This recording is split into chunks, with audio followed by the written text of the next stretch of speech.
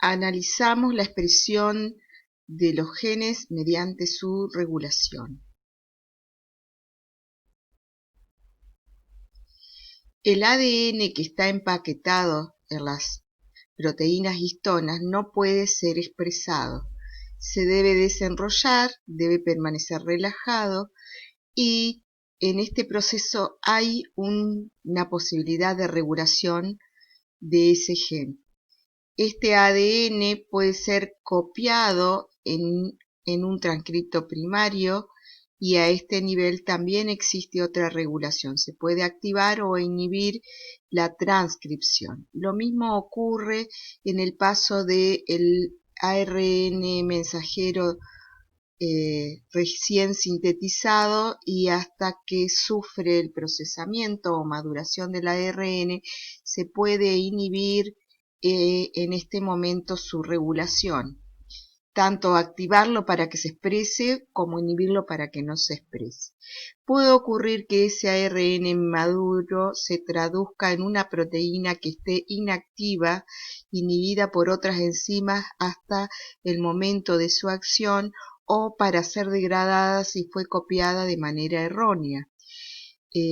Puede estar inactiva y puede ser activada en el momento que la célula lo necesite, o sea que a este nivel también post-transduccional puede ocurrir una regulación. O puede ocurrir que este ARN maduro sea degradado y no se traduzca en una proteína. Entonces, existen muchos momentos donde se puede activar o detener la expresión de este gen o de esta molécula de ADN. En procariotas ya habíamos mencionado que la ARN polimerasa se va a unir con el promotor si hay una región reguladora previa. Las regiones reguladoras tienen la función de indicar cuántas veces se debe copiar un gen o un operón, como en el caso de las procariotas, y con qué velocidad debe ser copiado. Lo mismo para las procariotas como para las eucariotas.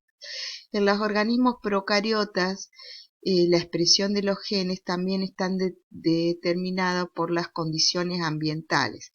Por ejemplo, una bacteria que necesita el aminoácido triptofano es capaz de sintetizarlo a partir de precursores, activando ciertas enzimas que permiten la síntesis de triptofano. Si en el ambiente en el que está esa bacteria hay abundante triptofano, la célula bacteriana no va a sintetizar este aminoácido. Entonces, esta porción del ADN bacteriano que codifica los precursores del triptofano se van a acoplar mediante puentes hidrógenos y el ribosoma, cuando pase por esta región, no va a sintetizar los precursores del triptofano. De esa manera funciona la regulación en procariotas, no así en eucariotas.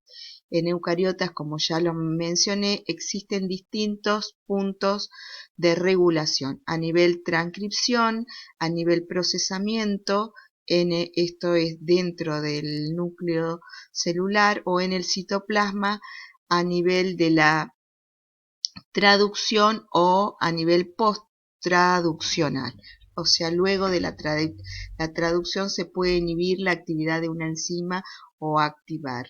Y eso también es una forma de regular la expresión de los genes. Entonces, los procesos de regulación en esta red conceptual sintética determinan la expresión de los genes. Existen genes constitutivos, son aquellos que se expresan siempre y que tienen que ver con la constitución de una célula o de un organismo, y hay genes facultativos, estos genes se van a expresar dependiendo en el momento del ciclo celular que se encuentren en esas células o formando parte de qué órgano o especificidad que tengan esas células se van a expresar o no. En procariotas y en eucariotas hay ciertas similitudes. En procariotas, ya mencionamos, existen los operones que van a ser transcripto, pero tanto en procariota o eucariota hay una región promotora, región reguladora, una región del gen que es codificadora, y en eucariotas la regulación puede ser previo a la traducción o puede ser posterior a la traducción.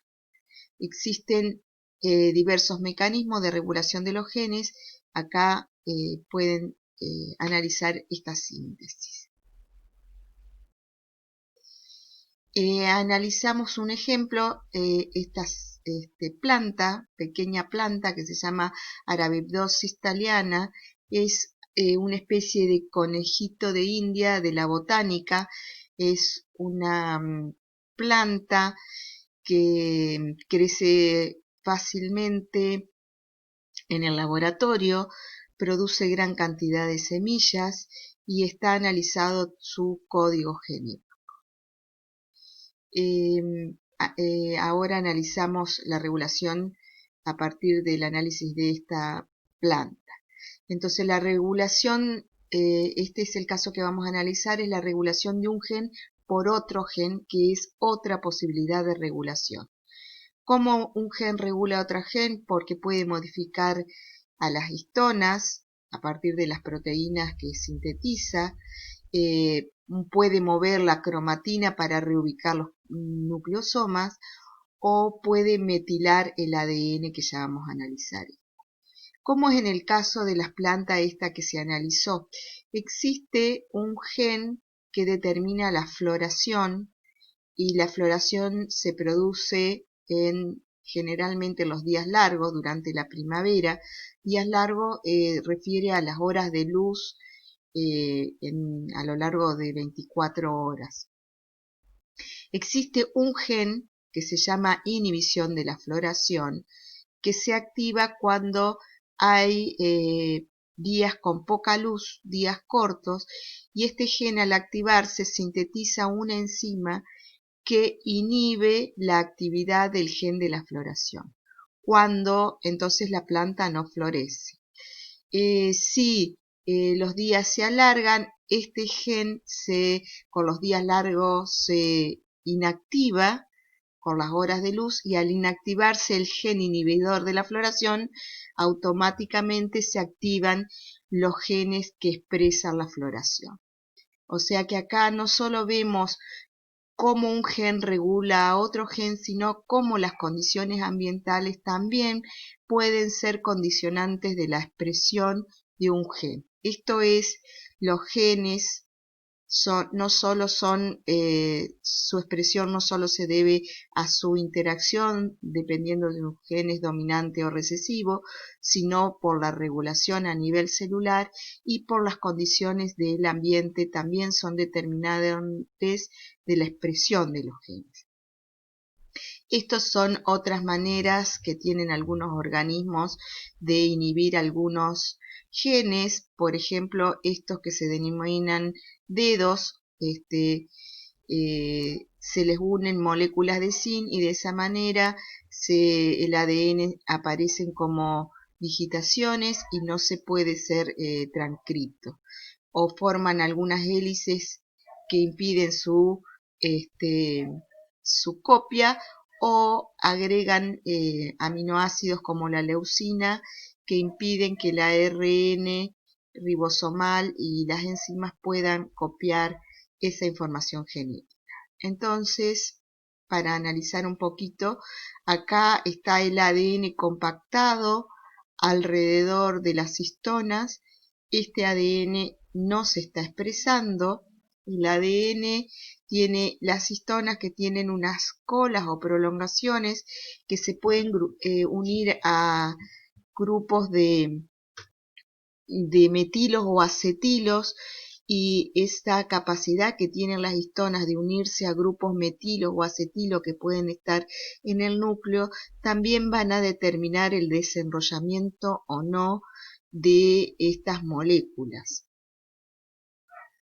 Esto es, el ADN compactado no se expresa, el ADN se desenrolla, se desprende de las histonas, y entonces ese ADN desenrollado eh, puede ser copiado por el complejo de los factores de promotores, reguladores y las enzimas necesarias para su lectura. Existen otros tipos de regulación denominadas epigénicas que se heredan pero no son explicadas por las interacciones génicas mendelianas y no mendelianas que hemos estudiado, sino que son fenómenos que no afectan la secuencia de ADN, pero sí varían su expresión. Por ejemplo, lo que les mencionaba, el grado de metilación y acetilación. En los grupos metilos, que están formados son radicales unidos por un carbono con un hidrógeno, con 3 hidrógenos, se unen estos grupos metilos a estas porciones de las histonas, estas colitas de las histonas, que a su vez las anclan a, eh, a la citosina de los nucleótidos, y eso hace que se compacten fuertemente las histonas con el ADN y no pueda ser expresado.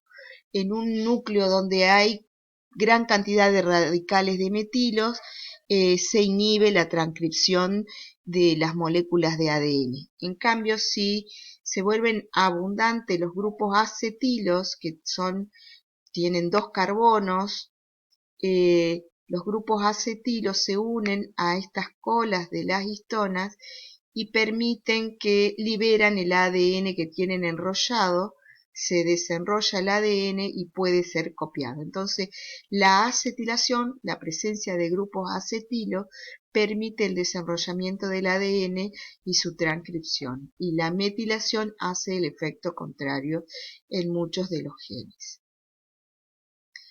De esta manera analizamos la regulación génica, sus características generales.